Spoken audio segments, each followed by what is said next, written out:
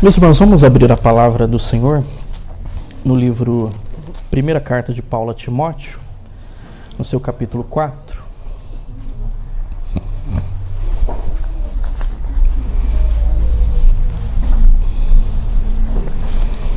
Então, Primeira Carta de Paulo a Timóteo, no seu capítulo 4. Então, eu vou dar continuidade a uma série de mensagens que o nosso pastor, reverendo Timóteo, iniciou nas cartas pastorais, no livro de Timóteo. Então, dando continuidade, como parou no capítulo 3, no versículo 16, então eu vou dar continuidade agora no capítulo 4. Nós vamos fazer a leitura do versículo 1 ao 5. Diz assim a palavra do Senhor.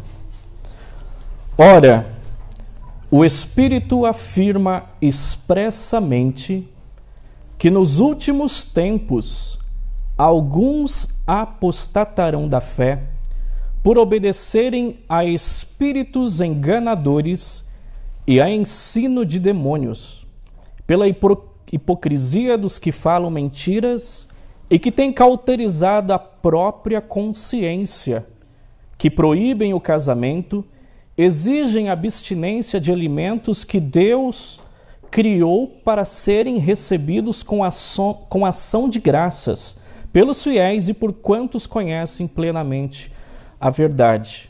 Pois tudo que Deus criou é bom, e recebido com ação de graças nada é recusável, porque pela palavra de Deus e pela oração é santificado. Vamos orar? Senhor Deus e Pai, Deus Todo-Poderoso, diante da Tua presença, pedimos a Ti, ó Deus, que o Senhor venha a nos abençoar nesse momento de exposição da Tua palavra, que o Teu Santo Espírito, que inspirou o escritor sagrado, ao registrar a Tua palavra, que o Senhor venha, Pai, iluminar nosso entendimento para a compreensão, Senhor, das Escrituras sagradas. E pedimos a Ti que o Senhor trabalhe no nosso coração, para que nós sejamos transformados por intermédio da Tua palavra. Eu rogo, Senhor, que possamos apresentar e expor a Tua palavra com fidelidade, Senhor.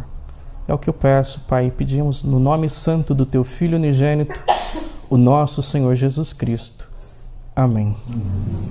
Meus irmãos, só lembrando a respeito dessa série de mensagens que temos ouvido na carta de 1 Timóteo, o apóstolo Paulo estava de viagem rumo da Macedônia e ele rogou para que Timóteo, o jovem Timóteo, ele permanecesse ali na cidade de Éfeso para admoestar certas pessoas a fim de que não ensinassem outra doutrina, como é registrado ali no 1 Timóteo capítulo 1, versículo 3. Então a preocupação de Paulo para com a igreja ali de Éfeso é para que não fosse ensinado a esta igreja uma doutrina diferente a respeito daquilo que Paulo tinha pregado. Então, o zelo do apóstolo Paulo para que fosse mantido fiel à pregação e o ensino das Sagradas Escrituras a essa igreja. Uma igreja muitas vezes que tinha alguns problemas, muitas vezes oriundos de tradições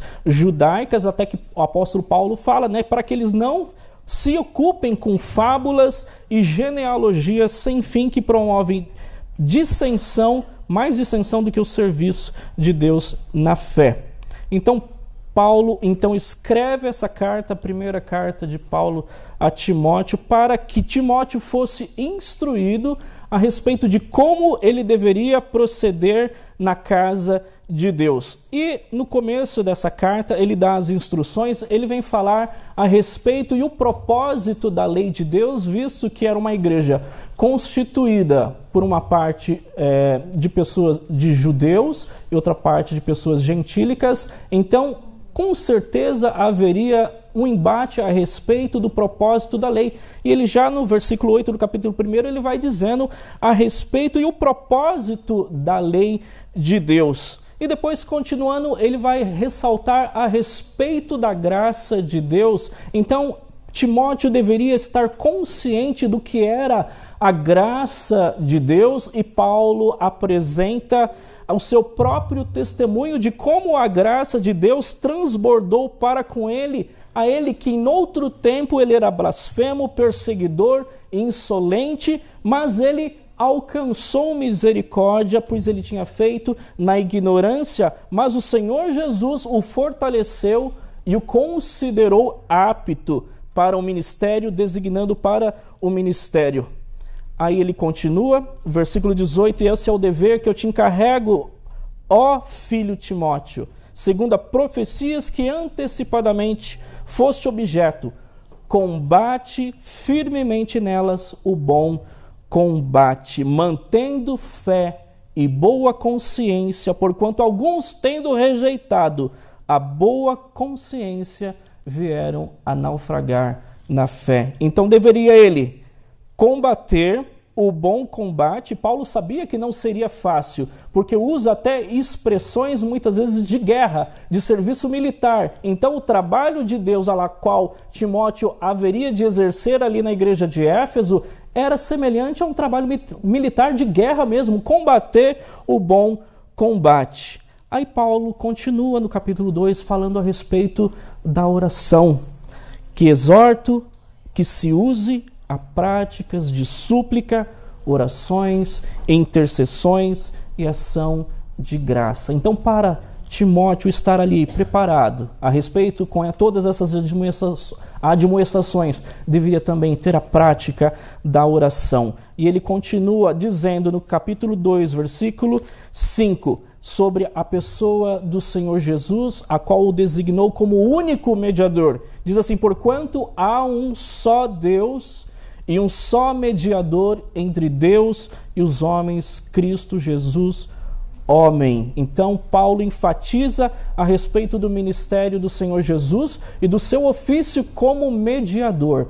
E a figura do mediador é aquele que, por exemplo, dentro de uma guerra, muitas vezes tem dois povos guerreando, então o mediador seria aquela pessoa que faz a comunicação entre os dois povos. Já que os dois não poderiam muitas vezes se unir, então é necessário esse mediador que faça essa intermediação entre esses dois grupos. E o Senhor Jesus é o nosso mediador, porque nós que estávamos nos nossos pecados separados de Deus, então foi necessário que viesse o Senhor Jesus, Deus e o homem, representando Deus, representando o homem, tivesse fazendo essa mediação e essa ligação nossa com Deus. Então Jesus é o nosso único mediador. Então deveria aos irmãos da igreja de Éfeso, a Timóteo ensinando a respeito que estivesse bem consciente de quem é o mediador. E ele continua dando as instruções de como se deve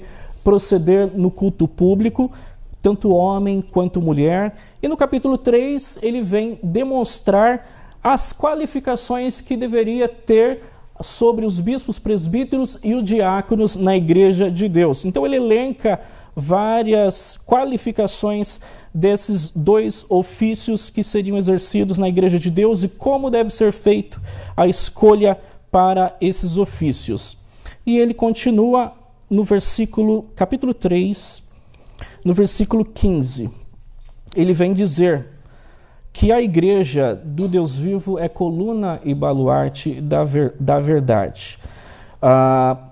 E ele termina aqui no versículo 16, mostrando qual é o grande mistério da piedade, falando a respeito do Senhor Jesus, aquele que foi manifestado na carne, foi justificado em espírito, contemplado por anjos, pregado entre os gentios, crido no mundo e recebido na glória. E agora ele inicia o capítulo 4 a respeito do que nós veremos nesta noite. Então, Timóteo, já recebendo essas instruções de como deveria se proceder na casa do Senhor, como deveria ajudar a igreja a ensinar, a doutrinar e pregar a palavra de Deus na igreja. Então Paulo agora inicia no capítulo 4, versículo 1.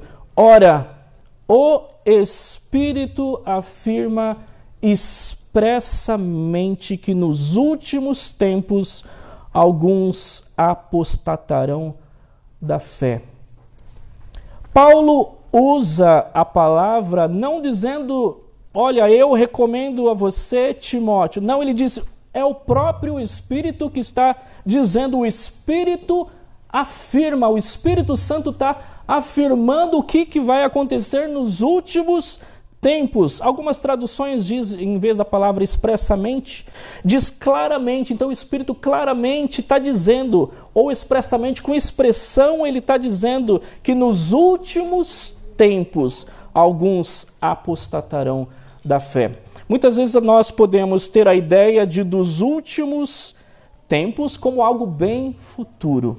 Mas os últimos tempos, ele inicia logo na primeira vinda de Cristo. Então, no primeiro advento do Senhor Jesus Cristo, naqueles dias já se começa a se contar os últimos dias ou os últimos tempos. Na segunda carta de Paulo a Timóteo, no seu capítulo 4, ele vai dizer também, de certa forma, do que acontecerá nos últimos tempos, a respeito de como, no capítulo 3, sabeis, pois isso, que nos últimos dias sobrevirão tempos difíceis. E ele usa aqui qual seria a forma como é retratado essas pessoas nos últimos dias.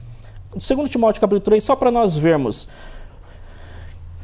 Pois os homens serão egoístas, avarentos, jactanciosos, arrogantes, blasfemadores, desobedientes aos pais, ingratos, irreverentes, desafeiçoados, implacáveis, caluniadores, sem domínio de si, cruéis, inimigos do bem, traidores, atrevidos, enfatuados, mais amigos dos prazeres do que amigos de Deus, tendo forma de piedade, negando-lhe, entretanto, o poder. Foge também desses. Então ele elenca aqui uma série de pessoas e como seria o comportamento dessas pessoas no último dia. E o Espírito Santo está expressando aqui que nos últimos dias apostatarão da fé. A palavra apostatar quer dizer o abandonar, o renegar a fé. Então seria o quê? Pessoas que anteriormente estavam ali na igreja, professando a fé,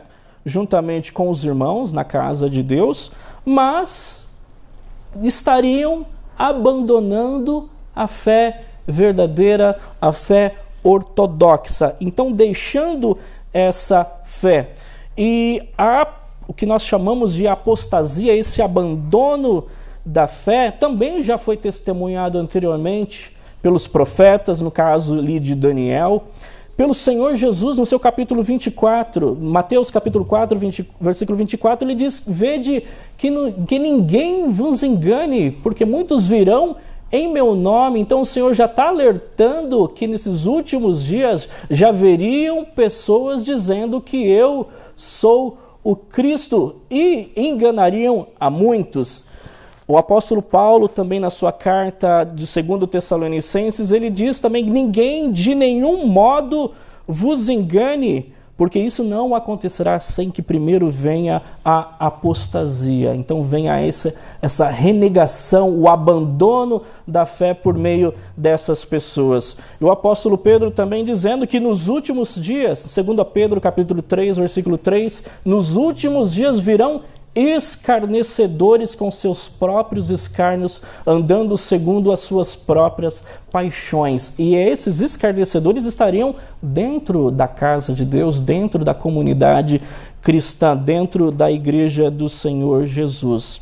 Então o Espírito Santo está afirmando que nos últimos tempos, no nosso tempo que nós estamos vivendo hoje, algumas pessoas elas apostatariam da fé, elas abandonariam a fé. E qual é o modo que essas pessoas fariam isso? Olha o versículo que diz, por obedecerem a espíritos enganadores e a ensino de demônios. Então a forma pelo qual veria a essa apostasia, então a fonte dessa apostasia seria esses espíritos enganadores, e a forma pela qual ela se manifesta é através do ensino, o ensino de demônios, e os agentes dessa apostasia seriam membros dentro da própria comunidade cristã, porque seriam pessoas humanas, homens dentro ali da igreja, que estariam obedecendo a espíritos enganadores. Muitas vezes nós vemos a imagem do diabo, de Satanás, muitas vezes como um tentador. Mas Satanás é mais do que um tentador. Ele é o enganador. E a ação dele é de enganar. E foi isso que ele fez. Nós falamos ali com as crianças a respeito ali do jardim do Éden, do primeiro casal. E a atitude ali de Satanás, por meio ali da serpente, foi de enganar, de ludibriar com falsas palavras para que ali aquele casal fosse enganado, dizendo: é certo que não morrerás. Então estavam ali fazendo duvidar da própria palavra de Deus. Então nós identificamos que a primeira causa do erro ali da apostasia seria Satanás através desses espíritos enganadores. E a segunda causa ali da apostasia seria a própria causa humana, por homens ali que pela hipocrisia dos que falam mentiras. Então a palavra hipócrita, nós sabemos que é aquela dissimulação, aquele fingimento de virtude, muitas vezes você se apresentar com uma roupagem, com uma expressão, com uma cara, e muitas vezes ser totalmente diferente daquilo pelo qual você é. E esses falsos mestres, eles se apresentam dessa forma. E o apóstolo Paulo até fala, não é de se admirar que o próprio Satanás se transforma, se apresenta em anjo de luz. E esses falsos mestres, eles se apresentam muitas vezes com uma roupagem, muitas vezes uma fala mansa, tem manteiga, na voz, macia, fala, engana muitas pessoas. Só que o ensino por trás desses falsos mestres, muitas vezes é algo tão sutil. Por isso que a igreja do Senhor Jesus Cristo, ela deve ser bem criteriosa. No texto de Apocalipse, quando está falando ali da própria igreja ali de Éfeso, a igreja pelo qual o apóstolo Paulo escreveu ali para Timóteo, dizendo que a igreja ali de Éfeso, no seu capítulo 2, Apocalipse 2, versículo 2, dizendo: eu conheço as tuas obras, o teu labor, a tua perseverança, que suportaste provas, que não pode suportar homens maus, e que puseste às provas os que a si mesmos se declaram apóstolos e não são, e os achastes mentirosos. Então os irmãos ali da igreja de Éfeso, então nessa carta do apóstolo João ali, da sua visão, então está falando a respeito disso, que ali na igreja de Éfeso eles puseram à prova. Não foi qualquer pessoa que se apresentava como apóstolo que a igreja veio receber. Então a igreja deve ser criteriosa, e o apóstolo João, nas suas cartas, ele diz: provai os espíritos para ver se procede de Deus. E é muito fácil, muitas vezes, nós sermos enganados por pessoas dissimuladas, hipócritas. Quantas pessoas hoje são enganadas, que se apresentaram de uma forma, uma pessoa, muitas vezes pregando bem, falando bem, mas era totalmente contrária daquilo que ela ensinava, daquilo que vivia, e muitas vezes pior do que qualquer descrente ou ateu. E a igreja deve ser criteriosa com isso. Não é qualquer um que se apresenta. Tem que saber o seu ensino. E o Senhor Jesus disse mesmo, pela árvore se conhece o fruto. Então, continuando, pela hipocrisia dos que falam mentiras e que têm cauterizada a própria consciência. Então o que? Essas pessoas teriam a sua consciência cauterizada. E essa palavra cauterizada, no original ali do Novo Testamento, do texto bíblico, é o único texto a qual vai usar essa palavra cauterizada. E essa palavra, o sentido dela quer dizer marcada com ferro. É uma palavra que era usada para marcar gado. Sabe aquele quando vão marcar o gado ali com aquele ferro que marca ali, queima o coitado do animal para ter a marca ali de propriedade ali do fazendeiro? É a mesma expressão que é usada aqui. Então essas pessoas estariam, de certa forma, marcadas ali por Satanás para dizer, ensinar essas coisas. Então, marcadas com ferro. E existe uma outra palavra, outro significado também a respeito dessa mesma palavra cauterizada, que seria anestesiada. Então, possivelmente, poderíamos usar essas duas palavras, as duas encaixam, que essas pessoas teriam a consciência ali cauterizada, marcada ali com ferro, e também anestesiada por causa do seu pecado, por causa da sua moralidade, já estaria ali, não tem mais efeito, que seria a noção do certo e do errado por causa do erro pelo qual eles estão.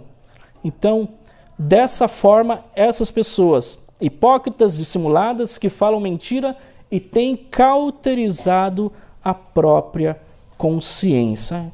Então, nós identificamos aqui esses agentes.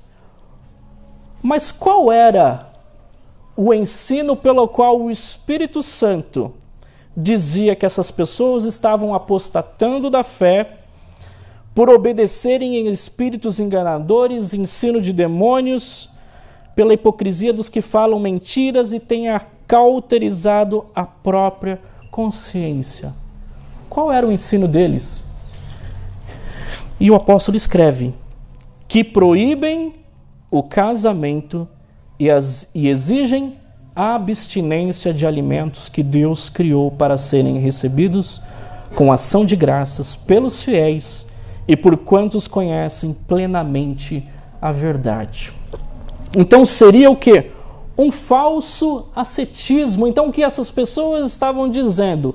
Algumas pessoas possivelmente ali dentro da igreja ensinando que para ter uma espiritualidade mais elevada, então o crente ele deveria se abster de casamento, se abster de um relacionamento sexual, de se abster de certos alimentos. Então deveria viver uma vida casta e uma vida isenta ali de certos alimentos. O texto aqui não fala que tipo de alimentos seriam esses, mas por que, então, que o Espírito Santo está expressando a respeito destes homens? Já que eles estão proibindo o casamento e proibindo a abstinência de alimentos que Deus criou. E a razão é essa mesmo, porque Deus criou para serem recebidos com ação de graça pelos fiéis e por todos quanto conhecem plenamente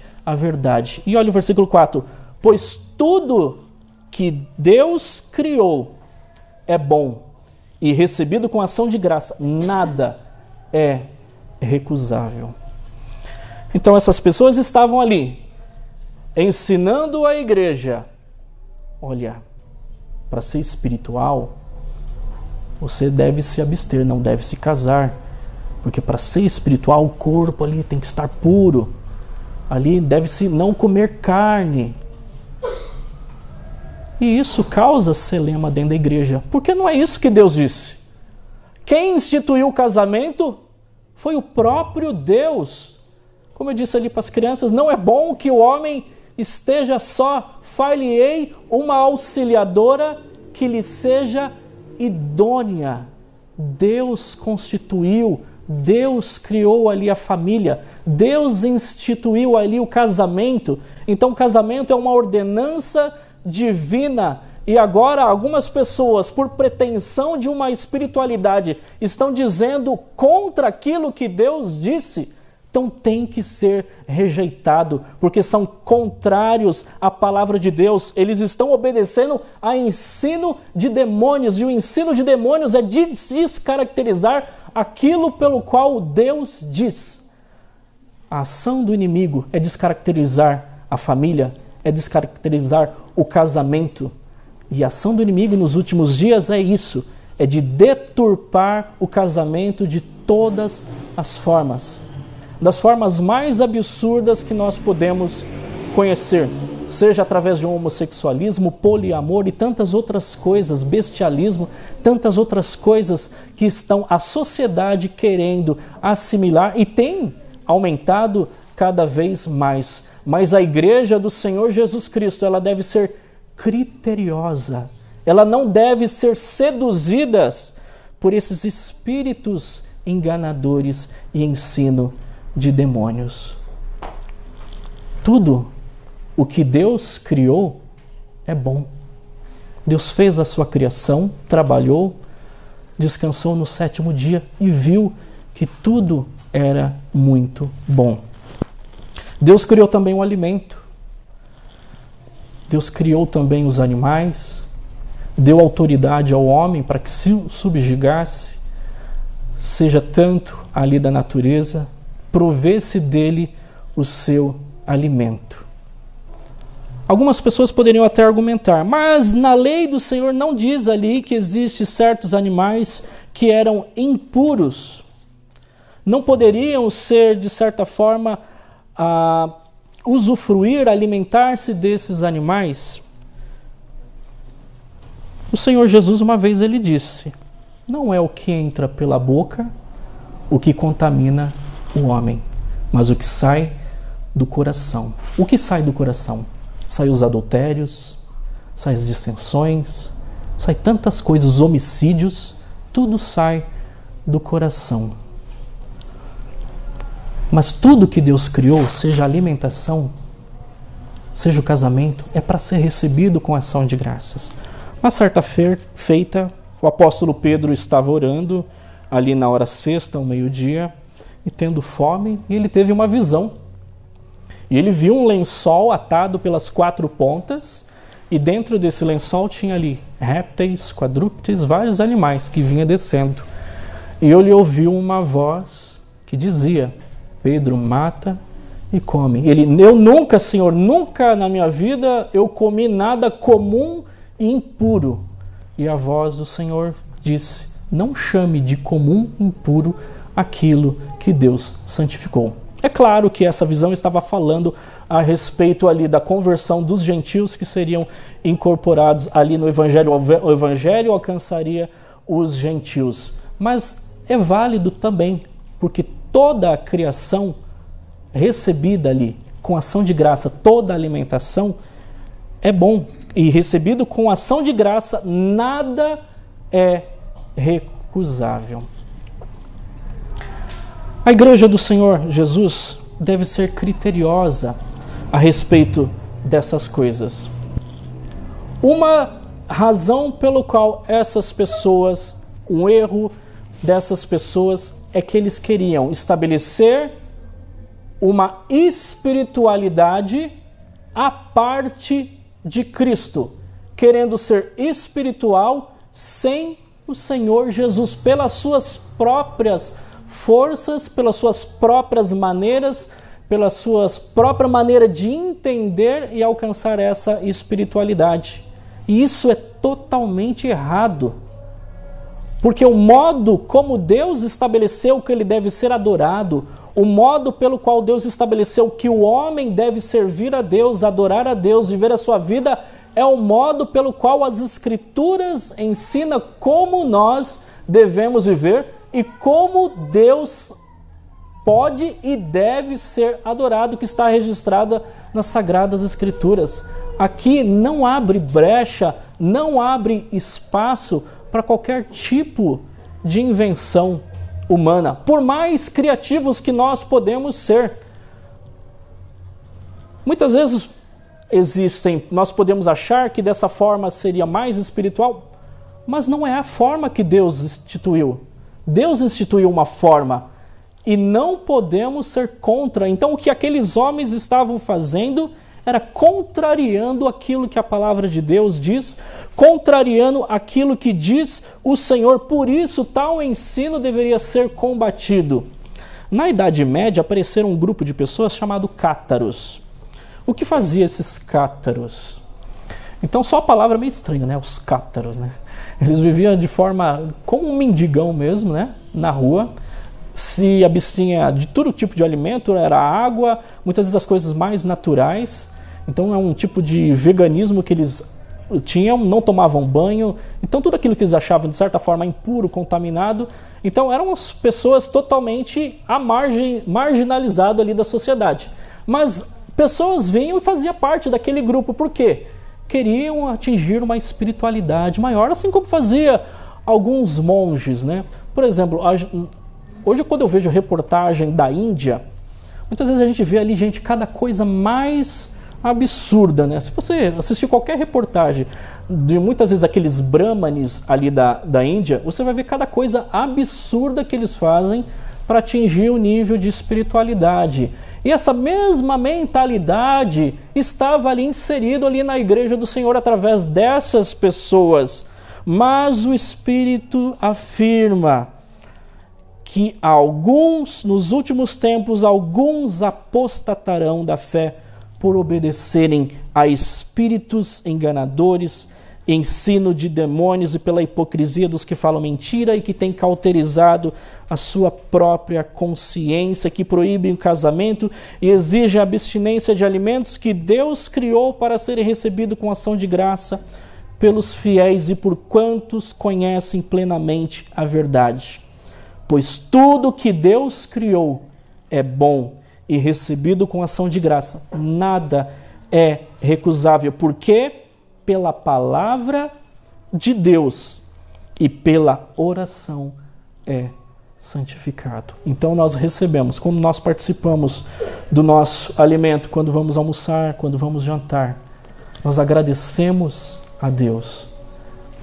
Então nós estamos pela graça agradecendo a Deus e pela palavra, porque o próprio Deus diz que isso é bom, o alimento que Ele nos dá para nós. Então, e pela oração, Ele é santificado. Por isso é importante o crente estar sempre orando, sabendo que da sua alimentação, ela está sendo santificada ali. Ele está recebendo com ação de graça. E o crente sabe que foi Deus que constituiu para você o seu alimento. Tudo que Deus criou é bom e recebido com ação de graças, nada é recusável. Então a igreja do Senhor Jesus deve ser criteriosa. E como a igreja deve sempre se preparar para evitar que venha a cair ou ser ludibriada por esses falsos mestres? É conhecendo a voz do Espírito. Então, se a igreja não ouve a voz do Espírito Santo, ela pode ser muitas vezes querer ouvir a voz de espíritos enganadores. E como nós vamos ouvir a voz do Espírito Santo? Através das Escrituras Sagradas. Esse livro, meus irmãos, foi escrito por homens inspirados pelo Espírito Santo. Então a igreja, observando a palavra de Deus, ela está recebendo as instruções do Senhor, ela está ouvindo do Espírito Santo. Então, para a igreja não ser enganada por espíritos enganadores, que muitas vezes pode se apresentar com boa roupagem, muitas vezes umas doutrinas bonitinhas, né? Umas religiões bonitas, apresentam com palavras, muitas vezes uns textos agradáveis, que nós gostamos de ler. Olha que bonitinho esse texto aqui da Seishonoye, olha que bonito, né? A gente pega até o calendário, né? Nossa, a palavra de Deus para hoje, a palavra de Deus não, a frase do dia é essa, olha que bonitinho. Olha o nosso horóscopo hoje, olha o que está dizendo, os astros têm para nós. Olha, hoje está dizendo que eu devo vestir azul, né? Então, para eu ser bem sucedido hoje, eu devo vestir azul. Meus irmãos, a quem nós servimos? Ao Deus que criou os astros? Ou vamos deixar que somos enganados muitas vezes por essas manipulações, muitas vezes de astrólogos, que escrevem ali no jornal, olhou a lua, olhou a estrela, olha, quer dizer isso. Eu tenho certeza que Deus não autorizou uma coisa dessa para nós. O que Deus diz para nós está registrado aqui. Então, para nós não sermos ludibriados por espíritos enganadores, ouçamos a voz do Espírito. E conhecendo, meus irmãos, que tudo que Deus criou a natureza, recebido ali toda a criação de Deus, com ação de graça, nada é recusável. A respeito disso, eu gostaria de ler um texto ali que um comentário de John Stott faz a respeito desse texto. Ele diz assim: devemos ter a disposição então de reconhecer, aceitar como verdadeiras, apreciar e celebrar todas as dádivas do Criador. Então tudo que Deus criou é bom e é um presente para nós. Um casamento é presente para nós. A alimentação é presente para nós. Seja ela animal, seja vegetal, é um presente, uma dádiva que Deus deu para nós. Então ele diz assim: a glória dos céus, a terra, a montanha, os rios, o mar, as florestas, das flores, dos pássaros, dos animais, das borboletas e de todo o complexo equilíbrio do ambiente natural que nos cerca e também os privilégios singulares da nossa condição humana, seja a nossa racionalidade, a nossa moralidade, a nossa sociabilidade e espiritualidade, como criaturas que somos feitos à imagem de Deus e designados mordomos perante Ele. Então as alegrias de sermos homens, mulheres, do nosso casamento, do sexo, dos filhos, da paternidade, da vida familiar, dos nossos parentes e amigos, o ritmo do trabalho, do descanso de cada dia, como meio de cooperarmos com Deus, servir ao bem comum, o dia do Senhor, quando nós cultuamos a Deus, em vez de trabalhar nesse dia, a bênção da paz, da liberdade, da justiça, de um bom governo, os alimentos, as bebidas, o vestiário, o abrigo, a nossa criatividade humana expressa através da música, da literatura, da pintura, da escultura, do teatro e as habilidades e a capacidade demonstrada nos esportes. Aqueles que rejeitam estas coisas abandonaram a fé, uma vez que insulta o Criador, mas recebê-las com ações de graça e acatá-las com alegria é glorificar a Deus. Nós somos bem cientes de que a finalidade da nossa existência é glorificar a Deus. E como nós glorificamos a Deus?